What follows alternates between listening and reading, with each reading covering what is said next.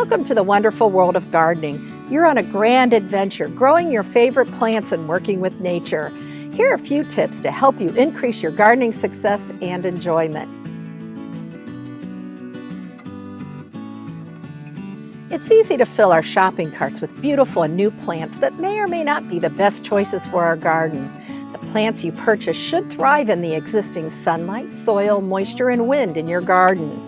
They also need to fit the available space once they reach full size. Check the plant tag, seed packet, and catalog descriptions to find the plants best suited to your area, your design, and the space. Make sure trees, shrubs, and perennials survive the coldest weather in your area, and all plants tolerate the summer heat. This may not be as fun as shopping for plants, but is critical for keeping the plants you grow healthy and looking their best. A soil test is a great place to start. A university, extension, or certified soil testing lab can test your soil and suggest what type and amount of fertilizer is needed for the plants you are growing. Incorporate several inches of compost, aged manure, or other organic matter into the top 8 to 12 inches of soil to help create a great foundation for your plants. Organic matter improves drainage in heavy soils and increases the water-holding ability in fast-draining soils. You may want to explore no-dig options like lasagna, hugelkultur, and deep mulching. You'll find out more about these on Milorganite's website. Use Milorganite, a low-nitrogen, slow-release fertilizer to feed the soil and all your plants.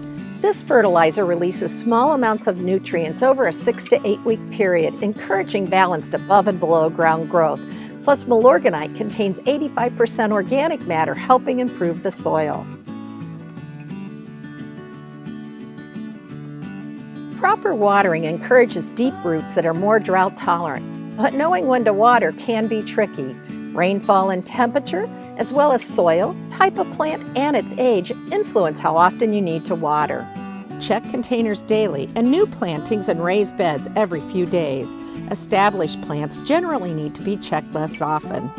Feel the soil and water when the top few inches are beginning to dry. Make sure new plantings receive sufficient water. Keep the soil slightly moist the first few weeks as the roots begin exploring the surrounding soil.